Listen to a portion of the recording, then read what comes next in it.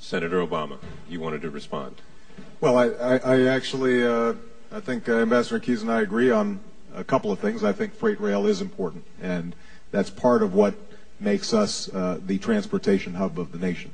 And I think we need to significantly improve on it. There's already a program in place called CREATE that would create a public-private partnership in order to improve our rail line capacity. I think the South Suburban Airport is a good idea, although we may depart on how to build it. Congressman Jesse Jackson Jr. has come up with, I think, a plan that involves private investors who are willing to lay off the risk for this project, and I think we should get moving on it quickly.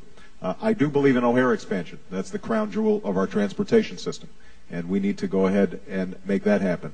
But there are some other major projects that are crying out for funding in downstate Illinois. Let me give you a couple of examples. Locks and dams has already been mentioned, and I think that's something that we both support. The Future Gen project down in southern Illinois that could do something about revitalizing the coal industry in southern Illinois by funding a $1 billion project to develop clean coal technology so that Illinois coal can be utilized in a way that's environmentally sound. That is actually something that not only Illinois should want, but the entire nation should want, because one of our highest priorities has to be energy independence in the future. There are a couple of others, like the Mississippi Bridge project, that have been languishing and waiting for the funding to get moving on these projects.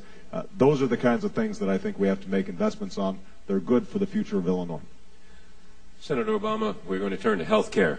Neither you nor Ambassador Keyes would have supported the new federal prescription drug benefits for seniors, but your reasons are very different.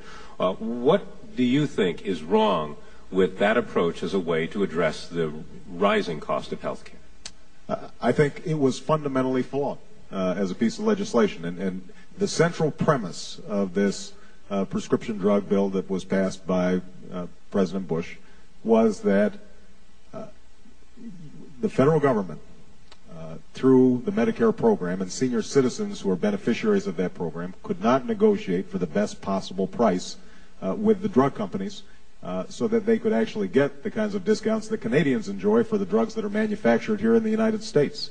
The reason that that was done is because the drug companies didn't let it happen. And as a consequence of that, what we have is a bill that's bad for taxpayers and bad for senior citizens. Taxpayers are hit with a $500 billion tab that was originally estimated at $300 billion, and about 3 weeks later was suddenly $500 million, or $500 billion. And seniors have a big donut hole in the middle of their benefits. So what I would do is I would say that senior citizens, through the Medicare program, can do the same thing that Walmart does and other large companies do, because they are bulk purchasers. They go and negotiate the best possible price as a consequence of being bulk purchasers, and that would be something that I think that all people should support, because it comports with basic free market principles. Ambassador Keyes, Senator Obama seems to think this program did not go far enough. I believe you think it went too far.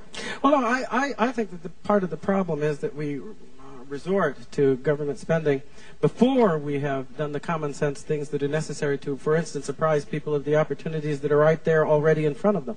A lot of studies have been done that show that if people are apprised of the advantages of generic drug purchases, the same kinds of results that they are getting from very expensive brand name drugs can be produced, and that you can actually, if you're able to shop around and have the necessary information, reduce your drug costs by even 90 and 95%.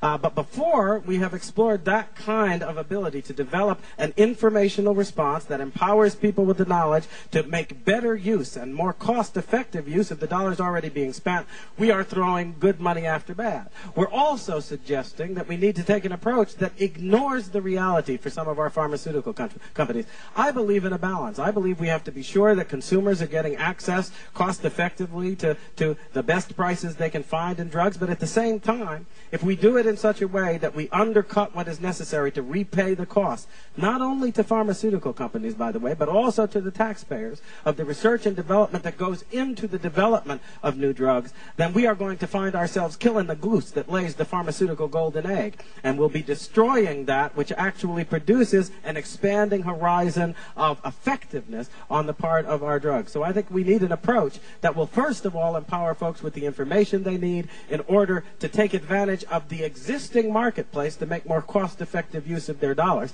And second, I think it's a comprehensive problem that has to do with our whole healthcare system. We need to be doing things like medical savings accounts, empowering the consumer to be an effective policeman of the relationship between price and quality in the health marketplace. And finally, we need also, for the benefit of seniors, to be encouraging people who are in the prime of life to be taking better care of themselves. One of the reasons we have skyrocketing healthcare costs is because we have an expanding sickness horizon, partly due to the fact that we're not applying the lessons we know about fitness and about diet in order to make sure that people take the steps they can take to remain healthy in their prime years as long as possible. If we did that, it would reduce costs and free up resources that can then be used for seniors and others who need help. Senator Obama. Let me just say, I think that the use of generics is important. And one of the things I'm proud of as the chairman of the Health and Human Services Committee is that I've continually encouraged the use of generic drugs at the state level.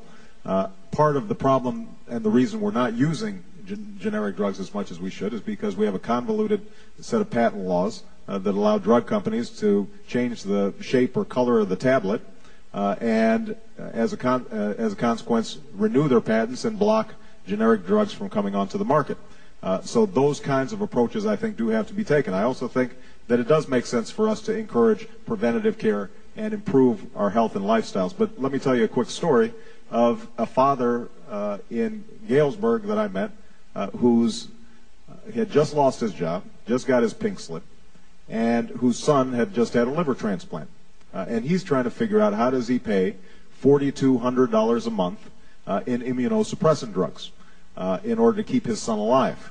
Now, the reason that son had a liver transplant is not solvable by better health. Crises happen in our lives, and one of the things that I think we absolutely have to do is to make sure that to the extent possible we control costs when we can, and we expand affordability and accessibility of health care. Well, I think one of the problems is you look at that situation, and there are two problems. The first is obviously you can't deal with a catastrophic situation with a general response, but you can, through a greater emphasis, not just on preventive care, but on the responsibility that people have to follow the prescription that will keep them as healthy as possible. You can free up the resources needed to help people in those catastrophic situations. But I would say that in that situation, the real root of the problem isn't medical at all. It's these badly negotiated trade agreements that have resulted in the destruction of the manufacturing base and job base of our workers here in Illinois. I have consistently voiced, even against the leadership in my party, the belief that we need freedom trade and fair trade. Free trade is a myth, and those people who say it's a good thing are actually selling out the American people in favor of a handful of special interests who are outsourcing our jobs, allowing these despotisms in China and elsewhere to export goods into the United States when they refuse to pay the price in terms of what's needed to respect union rights and freedom of association and the decent conditions of work. We pay that price in America, and yet when these cheap goods come over here, we allow that slave good to compete with our free good without making any distinction whatsoever between the false price of the slave-produced good and the real price that reflects human dignity and human rights. I think it's time that we stood against this kind of false doctrine that's benefiting a handful of special interests while it destroys the manufacturing base in Illinois. 18.8% of our manufacturing jobs lost since 1998, and I think it's mainly due to the fact that we have not had folks to stand up in the United States Senate with the experience, the background, the skill that I've gained from years in negotiating in the international arena to speak truth to our colleagues in the Senate about how we need to change this bad and false approach.